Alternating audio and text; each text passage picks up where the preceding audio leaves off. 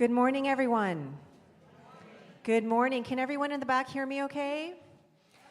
All right. Welcome, everyone, to a very, very special Sunday here at the Victoria Truth Center. It is our annual candle lighting and Taizé style service. And so if this is the first time that you're here, this is a very different kind of Sunday, okay? Normally there's going to be a lot more enthusiasm and exuberance and more upbeat music. But today, because this is our final service of the year, because it happens to fall on winter solstice, then this is an opportunity for us to come together and just really honor the transitions and all of the celebrations and the sacredness of this season of light.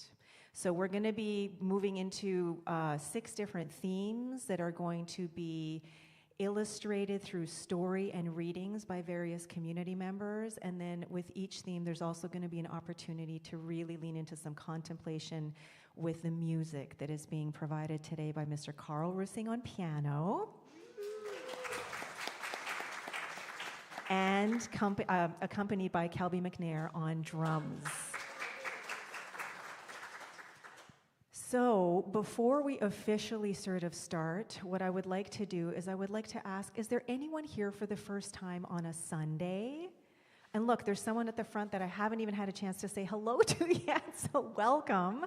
Okay, so there are quite a few people here for the first time on a Sunday, so I'm just going to, and sorry, normally I have a mic that gives me free hands, but it's not working, so I'm using this one mic today. All right, so we are welcoming today for the first time Adam and Stella, and then Penelope has been here before, but not on a Sunday, so welcome back, Penelope. Taizé, who actually hosts a lot of events here, is here on a Sunday for the first time with us. And then we have Maria over there, and we have my mom way in the back, Christia, all the way from Edmonton. And then we also have Teresa in the back next to my mom, and then we have this Monica in the front row. Have I missed anyone for a first-time Sunday goer? Okay, so all of these lovely, beautiful, brilliant beings, let's give them a warm VTC welcome the way that we do. We love you, we appreciate you, and we're so glad you're here. Let's give them a lovely hand. Thank you. And that's about as exciting as it's going to get today, okay? Because today is about reverence. Today is about really peaceful and sacred calm, okay? So the very first candle, actually, that I'm going to light is going to be love. But before we do that, what I'm going to do is I'm going to allow us to remember where it is that we are coming together. Where it is that we were remembering who we are, that we are recognizing the love that we truly are in ourselves, in each other, and that we're amplifying this love as we come together in community. So let us come together in gratitude and humility as we gather on the Kwangin territorial land, the land of the Songhees and Esquimalt nations, whose enduring stewardship of the land, sky, and sea sustains all life that flows through here. What a blessing, gift, and privilege it is to be able to live and breathe and work and play and co-create in the shared spirit of harmony, respect, and love upon these sacred lands. May our community uphold this legacy of care and interconnectedness that the Lekwungen peoples have and continue to embody in all that we learn and manifest here. Haichka. And so as we remember where we are, as we come together to remember and embody more fully who and what we are, then I light the first candle for today's candle lighting and Taizé service, which is the candle of love. Doing it with one hand. The candle of love. And in order to anchor us in love, I'm going to invite Eva Arros to come up and share a story that is meaningful to her.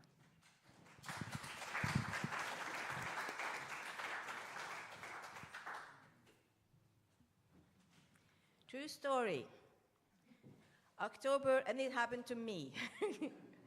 October 1956, year.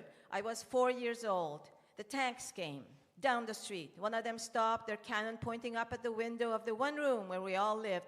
My parents, my sister, and I. My father took the hint. He said to my mother, I have to go. If you want to follow with the kids, we leave tomorrow. We will not pack, no purse, no suitcase, just the clothes on our backs. Except that my sister had her school backpack with her book in it. So it looked like she was going to school that day like normal. We didn't say goodbye to family and friends because they might be interrogated. It was a bad thing for us to leave. My sister and I were excited to go to America. We had a book of different countries of the world. In France, they ate croissants. In China, they were pointy hats in the rice fields. And America was where they had tall buildings scraping the sky. That's where we were going. Exciting. I didn't understand why Mother was crying. It was just a trip. We would come back, right? We took the train to visit the father of one of my father's students who happened to live in this village near the border. Except that it was not a border at all. It was a huge, muddy, dark field that went on forever into the drizzly mist. In the middle of the night, we started to walk across that field, our shoes being sucked in with every step. Then the flares in the sky, we had to duck every time. We had to keep going, crawling now. The dogs getting near. We could hear men's voices speaking in a strange language. More flares, ducking, crawling, flares, ducking, crawling, more dogs, more men. The nightmare going on all night. Finally, in the morning, the Austrian flag. Saved? Or were we? The villagers were suspicious.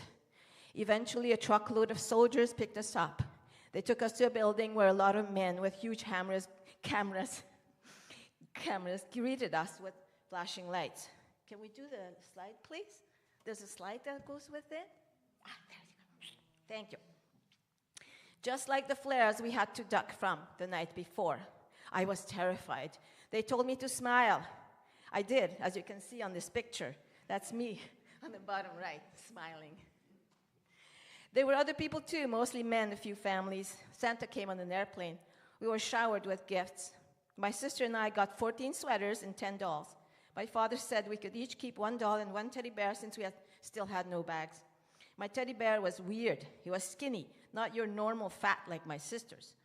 The doll I got to keep was also weird. She was molded in this hard stuff called Bakelite, and her blue dress was molded on too, impossible to take off. The Americans gave us this kind of sweet called chewing gum that you don't swallow. After a few days on this overheated place, we were put on a bus and taken to an army barrack, and then another one and on a train headed for Italy. On December 21st, in Genoa, we boarded an old cargo boat, the Castelbianco. We spent Christmas on that boat. My mother gave me an orange and a pink handkerchief. This small square of cloth became my favorite present of all. It was pink. More than the doll with the dress you can take off, more than the skinny bear, more than any of the sweaters that smelled like mothballs, more than the chewing gum, the pink handkerchief was my favorite. It smelled like my mother, and it was pink. I kept it for the longest time, all through grade 1 and 2 in my new school. Sadly, I eventually lost it in grade 3. I don't know what happened to it. Maybe my father burnt it when I got whooping cough and almost died. But its memory stayed with me forever. And then one day recently, long after my mother died at the venerable age of 92, I realized that she must have taken that handkerchief with her all the way from Drewery. On the train to the border town, crawling through the mud on that wretched night, past the dogs and the men looking for us, past the cameras with flashes, through the army barracks, the train again, through Milan, and then the boat. Through all that time, and we still had no baggage, just the clothes on our back and my sister with her backpack. The handkerchief wasn't even wrinkled or anything. Clean, crisp, pink, from all the way back home. My mother must have taken it with her, knowing that we would be in transit somewhere at Christmas time. And there it was, my Christmas present, the pink handkerchief, a piece of home, the best present ever.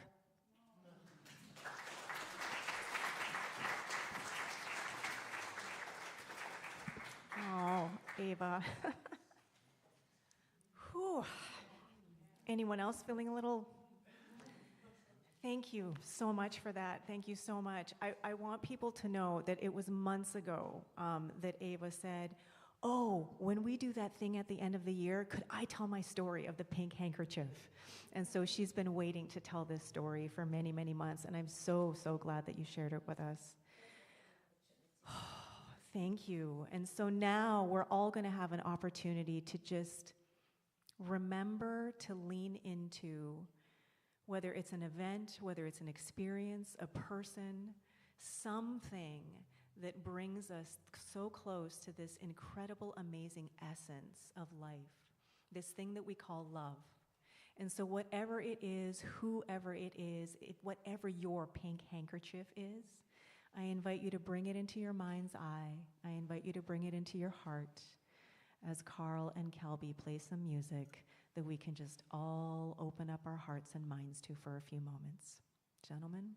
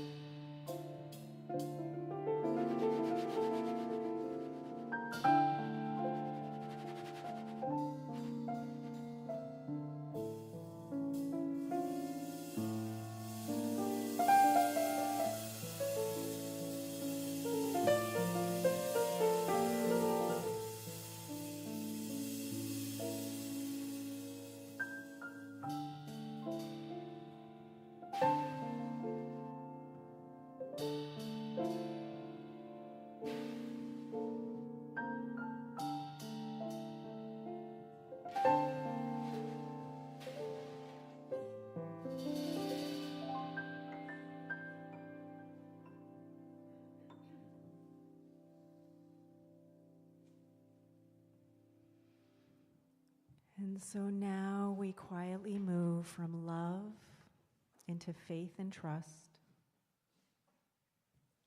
lighting our second candle for our service today. Faith and trust being two qualities that we embrace, sometimes one quality, that we embrace without any kind of proof, just a knowing that is so deep, that is so profound, that there is nothing that can shake it. And so to read something inspirational about faith and trust, I'm inviting Glenn Sheridan to offer something by John O'Donohue.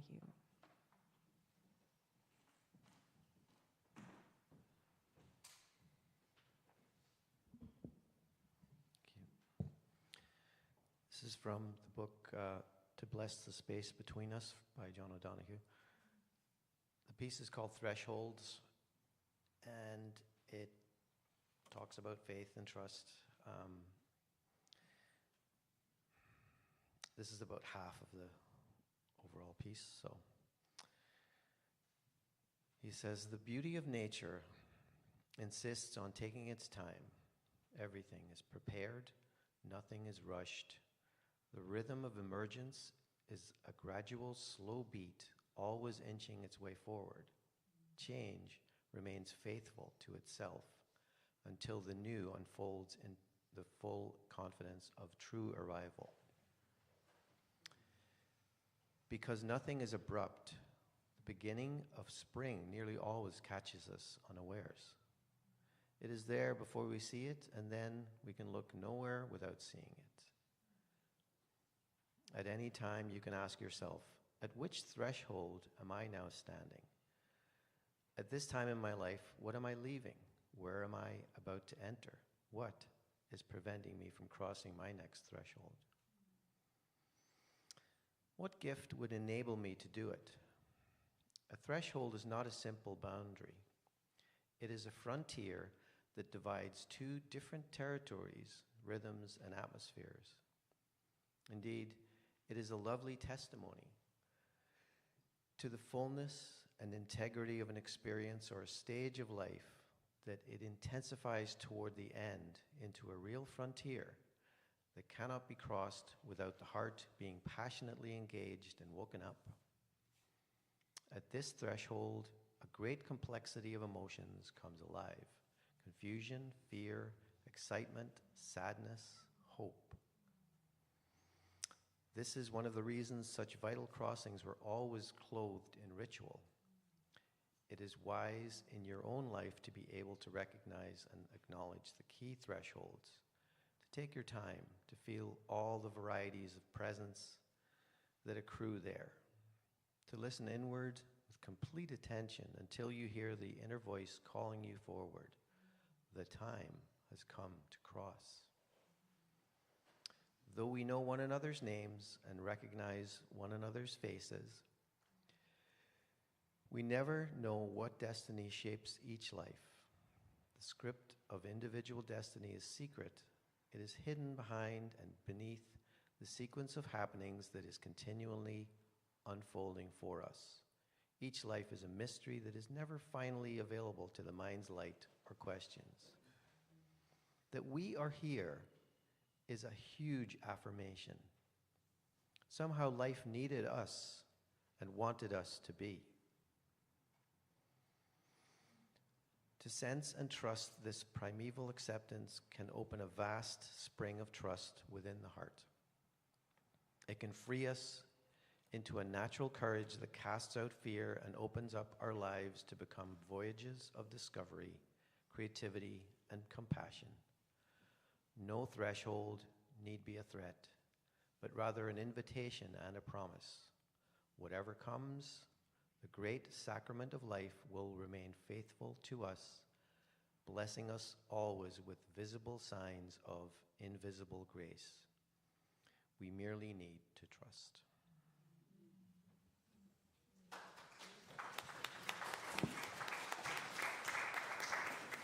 Thank you, Glenn. And so now we move into some more music where we can contemplate what faith and trust feel and look like for us, what it can mean to cross from this side of the threshold to the other, and how when we surrender and just allow ourselves to be guided and inspired, we get to show up more fully as the love and light we truly are. Gentlemen.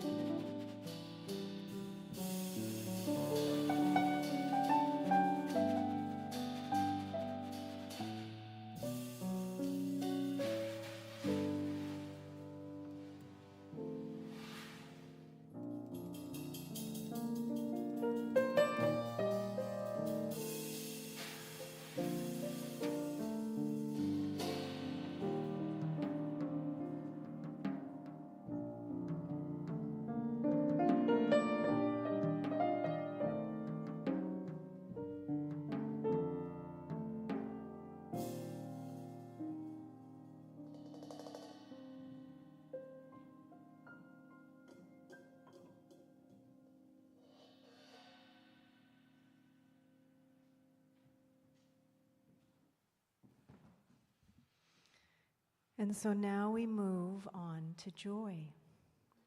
And so I light the third candle for today's time together in joy. And I'm going to invite Reverend Joanna to come on up to the stage and read an inspirational reading by Richard Wagamese.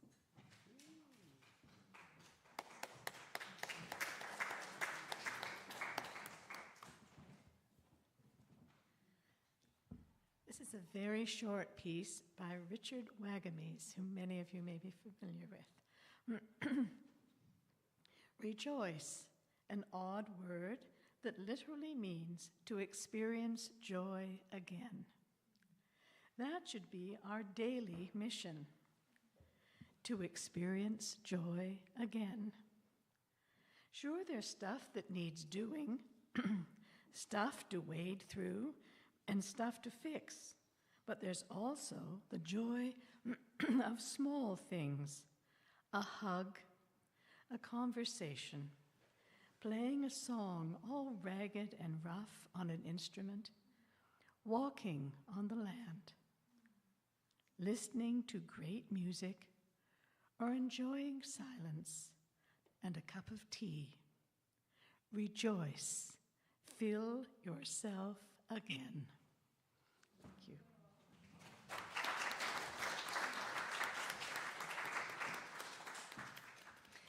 Thank you, Reverend Joanna. Richard Wagamese, one of my personal favorites too.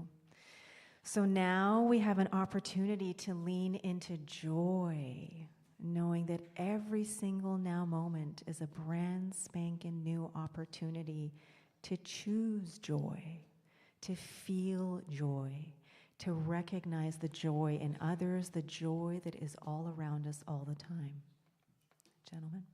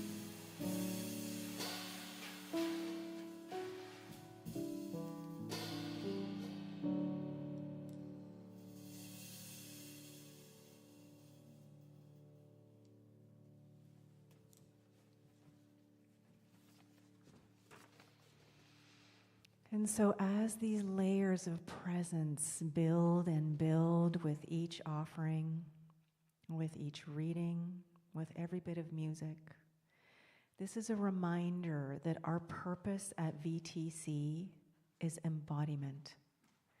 And that means that we are here not just to think about, to talk about, to listen about what spirit or God or love is. We are here to feel it in every fiber of our being. We are here to experience the love that is the very essence of everyone and everything, and not just for ourselves, but for each other and our world. So I invite us all, as our time together progresses, to just open up and to surrender to everything that is happening in our bodies, everything that is alive and being further activated in our souls, everything that is cracking our hearts open as wide as possible. Thank you, Reverend Joanna. Thank you, gentlemen. Thank you, everyone, for your consciousness. And so now we move into peace. Oh, I just heard some sighs. We move into peace, which has been our theme for the month, so we've been leaning in all month. And so now I'm going to invite up to the stage Reverend Carrelyn to offer us a reading on peace by Jocelyn Dunbar.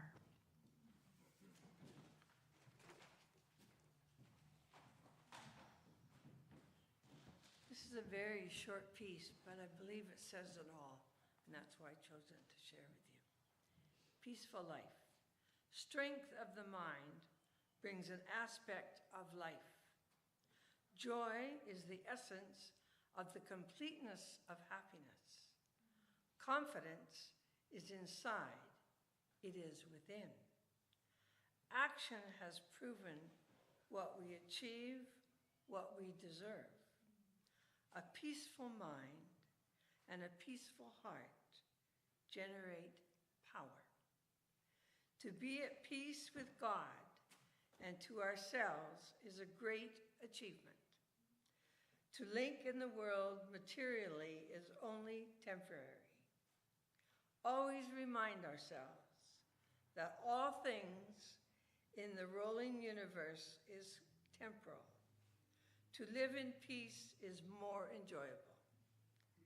We view thoughts in mind with peaceful feelings in the heart. Love life in a simple way. Peace I leave to you. My peace I give unto you, says the Lord.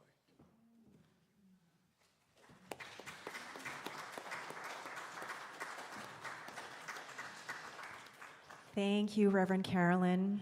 And so now we get to anchor ourselves more fully, more deeply in peace as we hear some more music from Carrelyn Kelby. Thank you.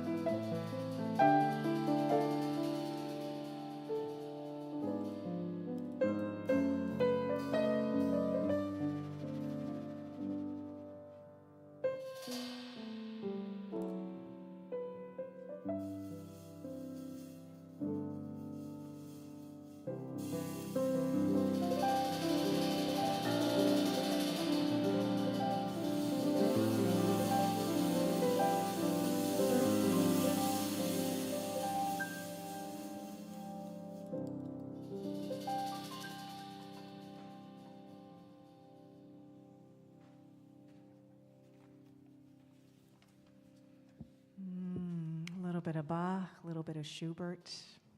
Thank you so very, very much. And so now, as we become more and more immersed in the peace and the love and the joy and faith and trust and everything that is being stirred within our souls, we take some time to move into community. And so I'm going to invite Sherry Morgan up to the stage to offer something on community. Thank you.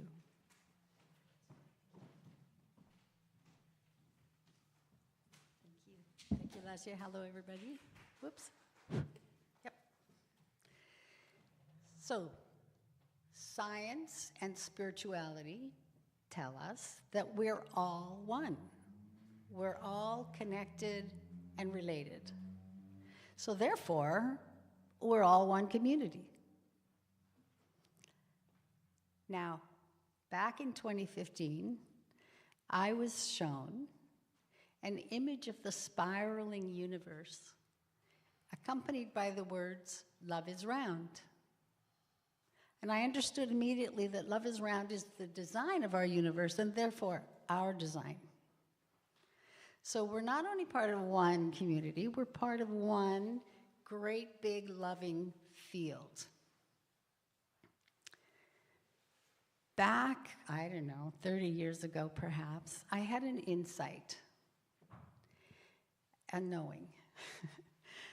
And that was, I am to the planet as a cell is to my body. Therefore, you are to the planet as a cell is to your body.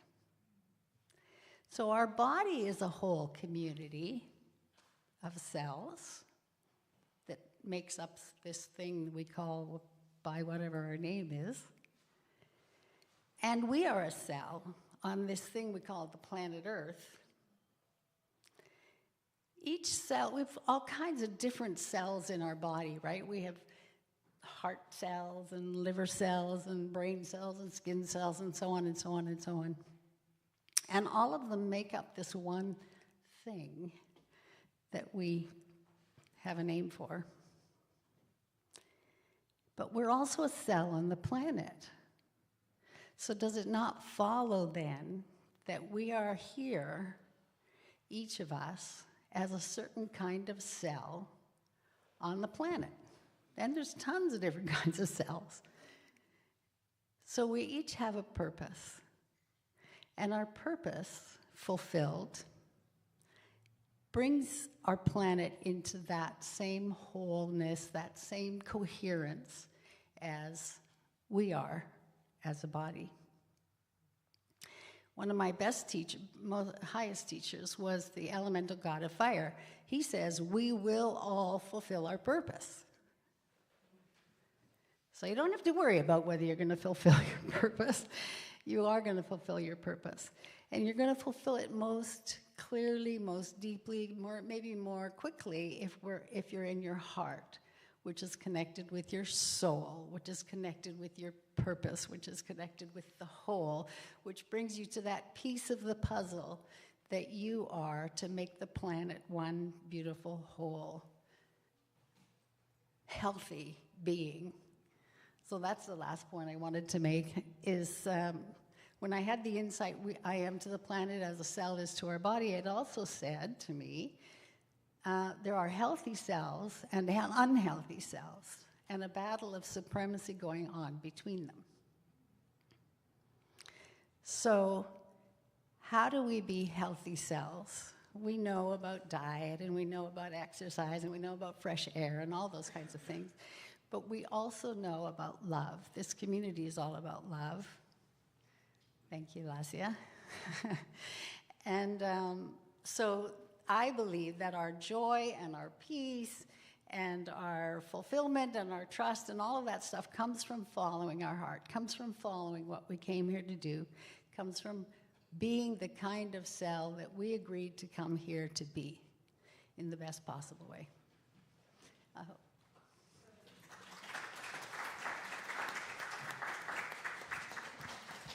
Thank you very much, Sherry. So much inspiration in this room, so much inspiration in each moment today.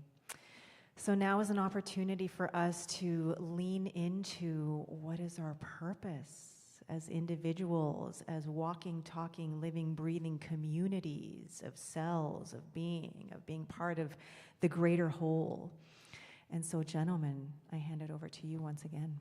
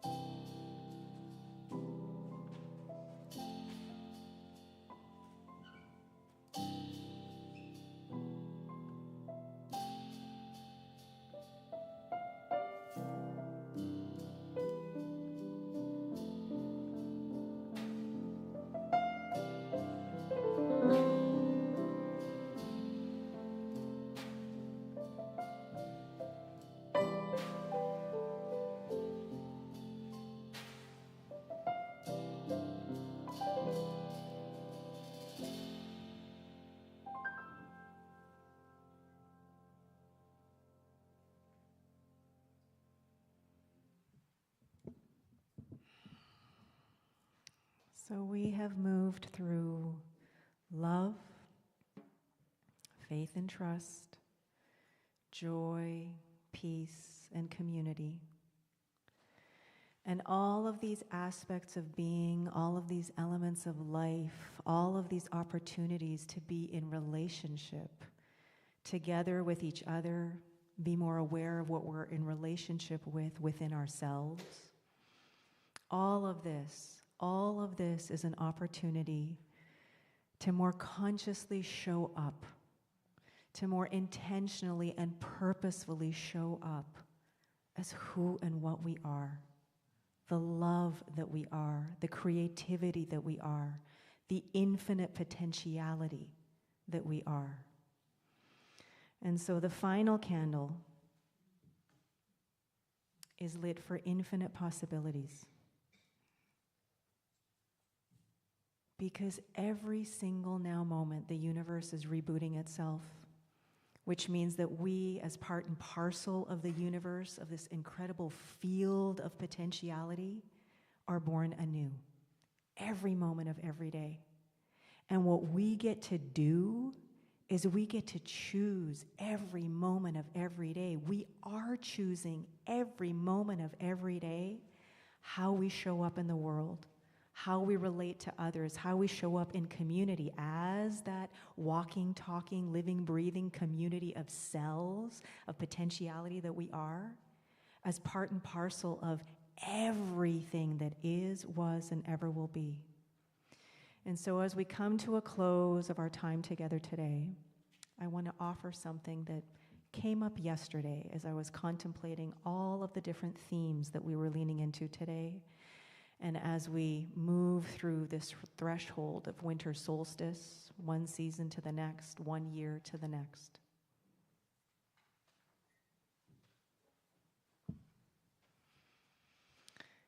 So here we are on the morning before winter solstice, a tender, luminous threshold. The longest night of the year has yet to unfold, and already our awareness is shifting toward the light. Light that, over the past few months, has seemingly distanced itself from life and living, yet we know is always and forever present. This is a sacred time, a pause before the turning, a moment to breathe through the threshold at which we stand. Before one season surrenders into another, let us accept the invitation beckoning us to turn inward, to anchor in stillness, to remember what is already here. Rupert Spira reminds us to be without becoming, to more fully embody the love we truly are, inviting us to sink into it, to surrender, to acquiesce to the simple, fundamental, essential truth of not just our being, but of being itself. Wholeness is not earned or achieved, it is revealed.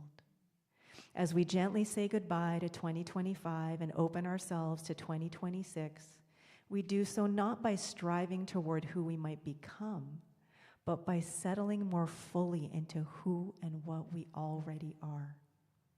And so let us embrace and take to heart the essence of New Thought teaching, consciously committing to expressing more fully as the love we truly are.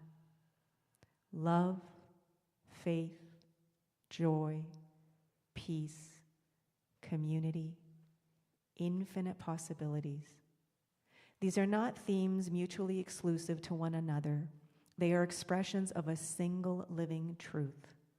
There is one breath, one life, one love, forever expressing and fulfilling itself in, through, around, and as all that is, was, and ever will be.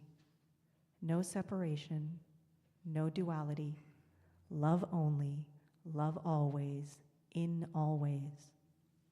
The more intentionally and consistently we embody the love we truly are, the more joy arises naturally, the more peace recalibrates us, the more radically community becomes something we embrace and champion consciously, purposefully, growing, expanding, and evolving together. The more confidently and consistently we show up as the love we truly are for ourselves, each other, and our world, the more the infinite possibilities of being reveal themselves through our expanded worldview. Not as distant hopes, but as ever-present potential, alive, available, and aglow in each brand spanking new now moment. Each moment is a brand new opportunity to be. Each breath offers a fresh opportunity to choose. We are participants in the unfolding of life. Through awareness, responsibility, and alignment, we can more purposefully shape our experience of reality. So let us do so more consciously, more purposefully, more intentionally, not through force, fear, judgment, or separation, but through openness, authenticity, commitment, and love.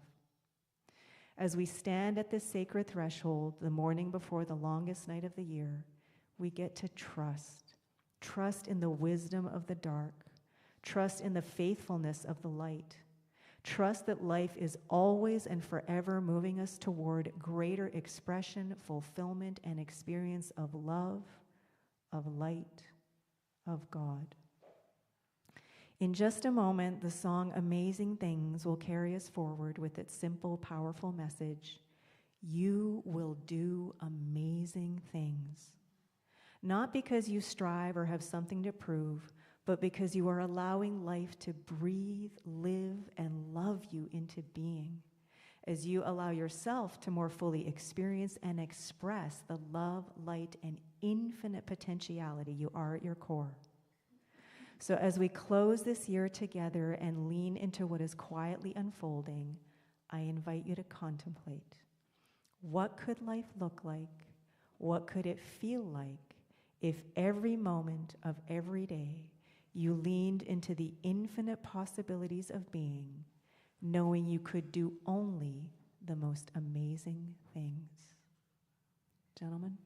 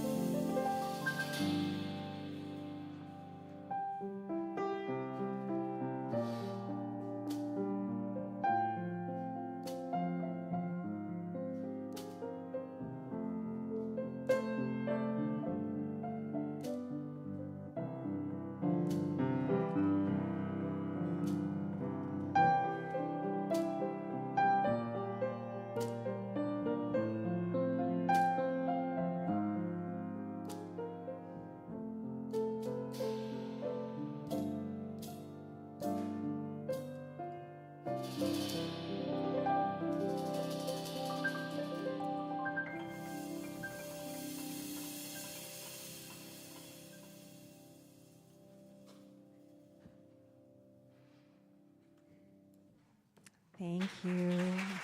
Mr. Carl Rusing on piano, Mr. Kelby McNair on percussion. Oh, well, we are coming to the end of our time together today, our time together this year. And the You Are Beautiful blessing box is making its way around the room. So if you haven't been here before, there's a little box with a message on the cover that everybody gets to read. And then you get to go inside and pull an affirmation or a blessing and keep it as something that will inspire you, whether it's throughout the rest of today, the season, what have you, but it's just a little gift from me to you. And otherwise, I'm inviting everyone to check in with how you're feeling right now. Just comparing it to how you felt, how you arrived when you walked through those doors an hour and a bit ago. And so I am trusting that there is that in everyone that is a little more open, that maybe feels a little more connected, that is maybe a little bit more present. No matter how you arrived, whatever it is that was yours to receive, it's been received. So however it is that you would like to express this incredible, amazing generosity of spirit that is forever flowing, that is forever present in each and every one of us, I'm not going to make us read this today. What I'm just going to ask us all to do is to place our hands on our hearts and just lean into all of the themes, the love, the faith and trust, the joy, the peace, the community, the infinite possibilities that we have opened up to, embraced, and more fully embodied together today. And let us just allow this incredible opportunity, this gift and blessing and experience that we have shared together in community as community to continue carrying us throughout our day, throughout the rest of the season, from one now moment to the next. And so knowing that this incredible, amazing, divine, energetic flow that is the very essence of everyone and everything, that it is endless, that it is boundless, that it is without limit, that it can never run out. What a blessing and a gift it is to be here now, showing up as that love, no matter how we're feeling in our bodies, but showing up as fully as we possibly can, knowing that the more that we show up as the love we are, the more that frequency of love resonates with everyone and everything around us. So for all the love that is present, for all of the joy and peace and faith and trust and community and infinite possibilities that are on their way, I simply say thank you and yes, please. with an open heart and expanding mind and this smile on my face and in my soul. So in gratitude, with so much appreciation, deepened connection, and so much more, I simply release my word as law, knowing that today's candle lighting and Taizé service has been a beautiful, brilliant, luminous experience in the universal mind of spirit, of source, in the quantum field of infinite potentiality. So I release, I let go, and I bask in this divine and brilliant flow as together we affirm, and so it is.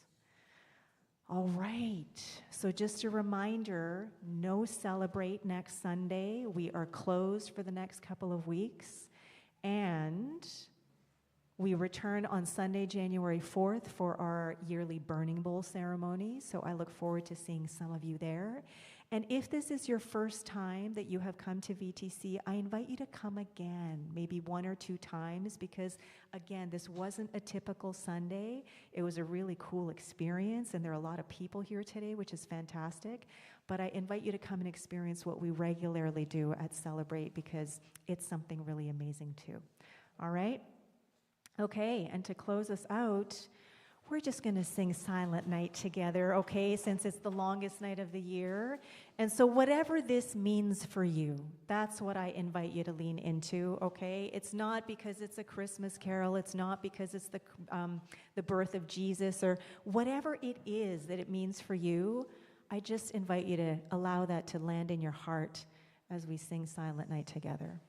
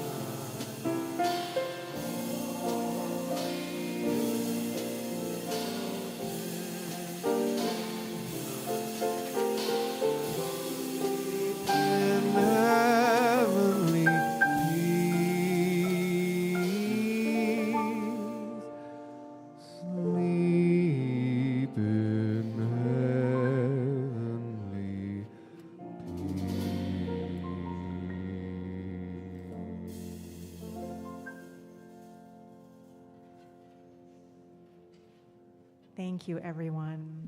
However you arrived, however you are leaving, thank you for being with us today, being in community, as community, building community together, living life lovingly together. Thank you, and so it is. Ooh. All right, so thank you again to Mr. Carl Rusing on piano, Mr. Kelby McNair on the drums and vocals, and the VTC Community Choir in the seats. Thank you to everyone who shared a story or reading today, and for everyone who brought someone. Thank you, thank you, thank you. I love you. I appreciate you. I am so glad you're here. Thank you.